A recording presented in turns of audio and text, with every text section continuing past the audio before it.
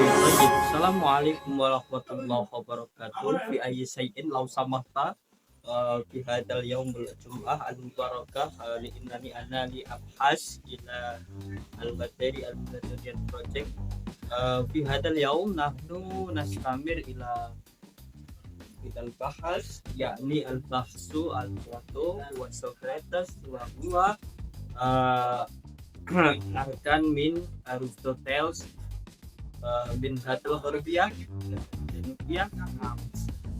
Oke, baik, jadi cukup sekilas ya dari mukadimah tadi yang mana bentuk dari aktualisasi diri saya selaku yang mempelajari tentang bagaimana pendidikan bahasa Arab itu diimplementasikan ke dunia digital.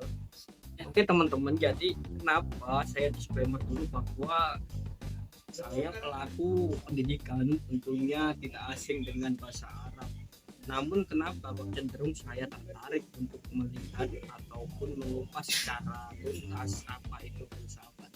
Saya tertarik bagaimana cara kita memandang hidup yang gini-gini aja menjadi suatu refleksi diri bagaimana manusia diciptakan di bumi itu tidak hanya diselesaikan secara pemuasan terhadap entitas itu sendiri.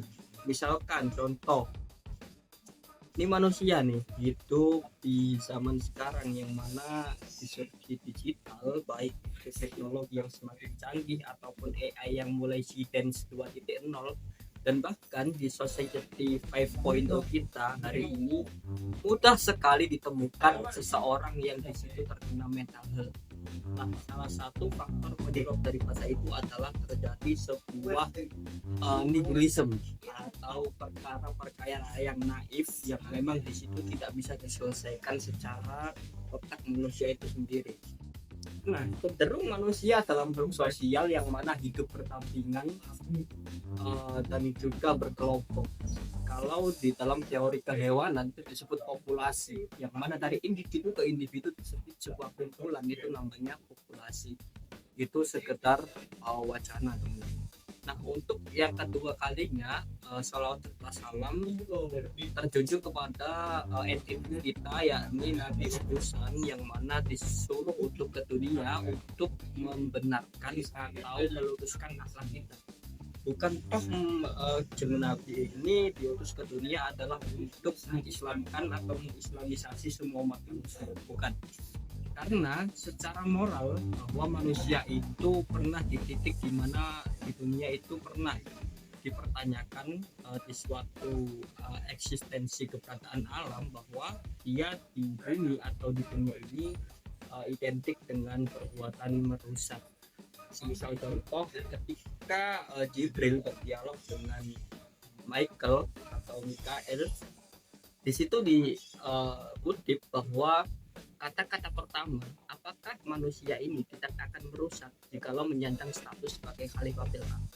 Nah, itu nanti berkesinambungan dengan pembentukan atau teori penciptaan Hegel itu sendiri, yang mana dari sebelum era postmodernisme itu juga termasuk perlawanan dari modernitas atau zaman modern, yang mana kala itu terjadi di Perang Dunia Pertama hingga Perang Dunia Kedua. Itu postmodernisme. Terus di zaman post-truth kita akan menemukan bahwa filsuf-filsuf itu mengemukakan sebuah wacana kritis tentunya tentang bagaimana epistemologi dari filsuf itu sendiri. Sebelum di epistemologi kita harus menyadari bahwa ada salah satu teori-teori yang terkemuka seperti aksiologi, ontologi ataupun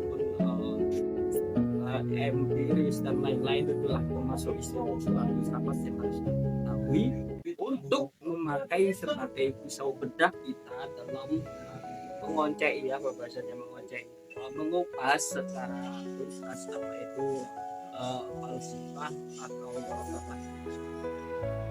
Nah teman-teman, tujuan saya adalah pendidikan bahasa Arab yang mana akrab dengan filsafat timur atau filsafat Islam. Nah, di mata kuliah saya itu tentunya membahas seperti filsafat Islam klasik yang mana mengkonversi dari budaya barat untuk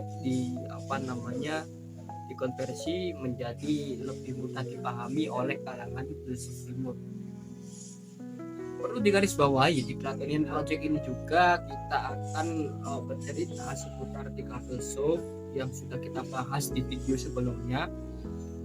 Dan tentunya teman-teman harus ketika mendengarkan monolog ini, teman-teman juga harus berpikir gitu bahwasannya tidak hanya sekedar menonton, tapi juga ikut bayangkan kamu hidup di zaman Athena dulu, yang mana Athena ini adalah sebuah pusat peradaban sekaligus alun-alun tempat para filsuf berkumpul dan melaboratorium wacana kritis mereka. Lah, Athena ini adalah saksi sejarah. Kalau teman-teman tahu, saya ungkapkan lagi, di game PS2 itu ada serial God of War. Nah, God of War itu termasuk mitologi yang dibangun untuk mengenalkan kita apa itu mitologi Yunani kuno. Salah satunya di kota Athena, yang mana di tokoh tersebut salah satunya ada Kratos, simbol dari dewa perang yang berambisi untuk membasmi ketidakadilan para dewa. Dan dewa-dewa tersebut ada yang Zeus, ada Poseidon, ada Ares, dan lain-lain. Yang mana karakteristik tersebut mewakili adanya sebuah pembentukan ideal di masa yang akan datang ataupun masa ini. Oke, jadi kita harus tahu a priori daripada epistemologi dunia. Nah, singkat dan jelas, kita langsung saja slide zaman di mana Socrates itu mau menuliskan di buku Plato. Materi Socrates juga terbahas. Di situ ada 3 lakon, yang mana lakon tersebut bernama Thebes, Simias, dan juga Plato itu sendiri. Nah, di sinopsisnya juga sudah kita bahas dan akan saya ringkas lagi, dan tentunya sesuai rules yang video kemarin. Nah, itu teman-teman, di sini juga saya tadi udah tandai bahwa ada salah satu percakapan yang menarik untuk saya notice di sini. Nah, apa itu? Salah satunya ini. Dan ini adalah keadaan di mana jiwa paling terpesona dengan tubuh. Bagaimana bisa begitu?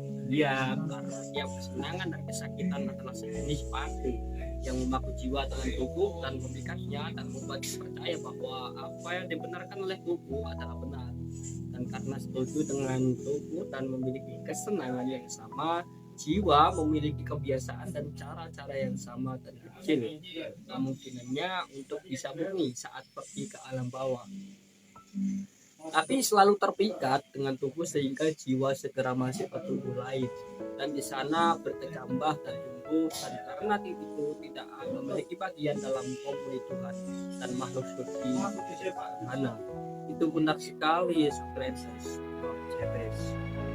Dan ini Thebes adalah alasan mengapa para pecinta sejati pengetahuan bersikap tenang dan berani. Dan mungkin karena alasan yang tidak diberikan oleh dunia. Tentu saja tidak. Karena apa? Karena bukan dengan cara itu jiwa seorang filsuf berpikir. Ia tidak akan meminta kepada filsafat untuk membebaskan dia agar ketika bebas ia dapat lagi kepesona kesenangan dan kesakitan dengan melakukan suatu pekerjaan hanya untuk tak dikerjakan lagi. Misal dalam realisasi dunia nyata atau membuat representasi di dunia nyata, itu kita sandarkan pada kita saat melakukan tugas tertentu. Misalkan ketika diberitakan oleh dosen tanggal sekian hari dikumpulkan, kalau enggak nilainya C, misalkan kayak gitu, secara otomatis otak kita akan menangkap, oh iya deadline sekian, oke, aku akan mengerjakan dengan waktu sekian, akan mengerjakan sebelum hamil berapa jam itu selesai. Dengan pantikan deadline tersebut, kamu akan merasa bahwa ini aku kerjakan apa enggak ya, soalnya kalau enggak aku kerjakan pengaruh ke nilaiku. Oke, berarti secara tidak langsung kamu terhegemoni oleh sang nilai, bahwasannya kalau kamu mengerjakan itu nanti pasti akan berpengaruh di kehidupanku selanjutnya. Ada lagi sebaliknya, justru malah ada yang mengerjakan dari awal sebelum deadline itu tiba, dan dia itu tidak terikat dengan hegemoni deadline.